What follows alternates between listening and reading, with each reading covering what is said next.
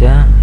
Soal yang pertama itu, sebutkan macam histologi dari sistem digestif atau sistem cerna pada tubuh manusia berdasarkan panduan dari gambar ini, kemudian jelaskan.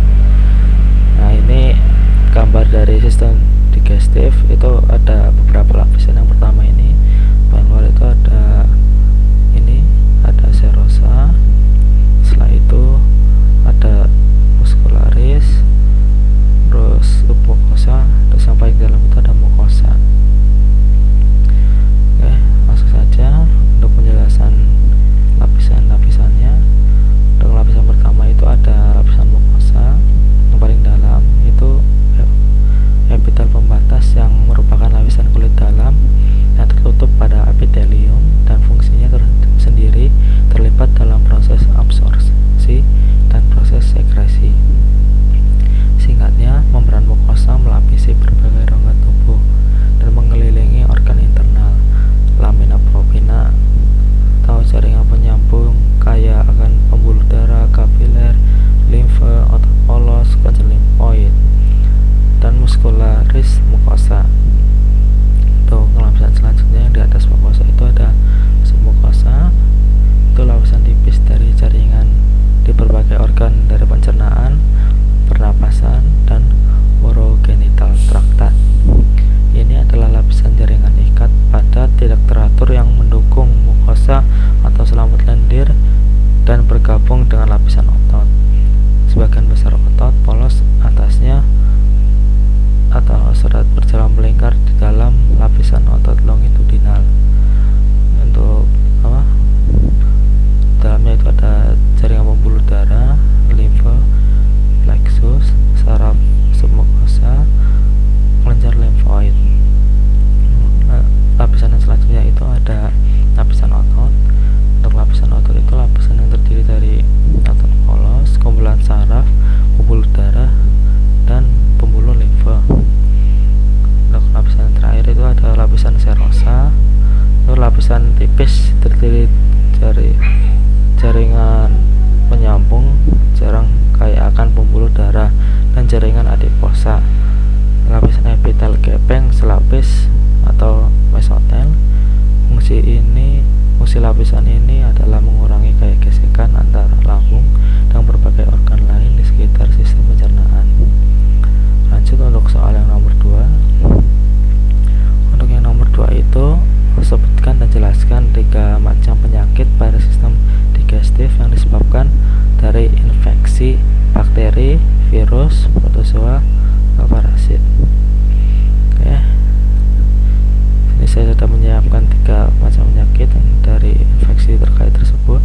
Pertama itu adalah penyakit kolera. Itu kolera adalah diare akibat infeksi bakteri yang bernama Vibrio cholerae. Penyakit ini dapat terjadi pada orang dewasa maupun anak-anak, dan diare yang ditimbulkan dapat parah hingga menimbulkan dehidrasi. Kolera merupakan penyakit yang menular melalui makanan atau minuman yang terkontaminasi bakteri. Untuk gejala utama penyakit kolera adalah diare. Diare yang terjadi akibat kolera dapat dikenali dari tinja penderita yang cair dan berwarna pucat keputihan seperti susu atau air cucian beras. Beberapa penderita kolera mengalami diare parah berkali-kali hingga kehilangan cairan tubuh dengan cepat atau dehidrasi. Selain diare, gejala lain yang dapat dirasakan penderita kolera adalah mual, muntah, dan kram perut. Untuk gejala kolera pada anak-anak seringkali lebih berat dibandingkan dengan dewasa. Anak-anak yang terkena kolera lebih rentan karena gula darah rendah atau hipoglikemia yang bisa menyebabkan kejang dan penurunan kesadaran. Untuk penyakit yang kedua itu ada amoebiasis atau amebiasis adalah infeksi parasit Entamoebae histolytica atau E. histolytica di usus.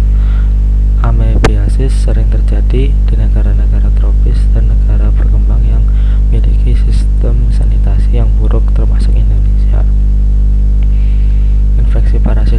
terjadi saat larva Histolytica masuk dalam tubuh manusia lewat makanan atau minuman yang terkontaminasi. Parasit ini juga dapat masuk ke dalam tubuh manusia melalui kulit saat seseorang bersentuhan dengan tinja yang terkontaminasi oleh parasit tersebut. Gejala yang muncul saat seseorang mengalami amebiasis akan muncul dalam 7-28 hari. Setelah penyakit terinfeksi parasit, kebanyakan penderita hanya akan mengalami gejala di bawah ini, yaitu kram perut, diare, buang air berlebihan, dan sangat lelah. Penyakit terakhir itu ada ini tifoid. Tifoid atau yang lebih dikenal kita itu dengan nama tifus, itu adalah penyakit yang disebabkan oleh infeksi bakteri Salmonella typhi.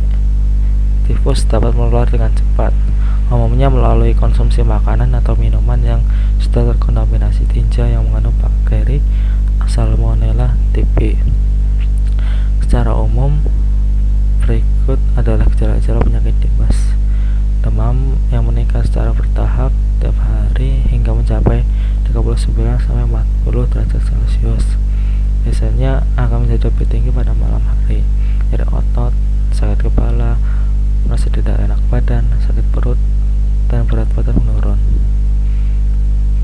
Oke, sekian untuk penjelasan terkait sistem digestif. Jika ada kekurangan dari saya mohon maaf. Wabillahi taufiq wal hidayah. Wassalamualaikum warahmatullahi wabarakatuh.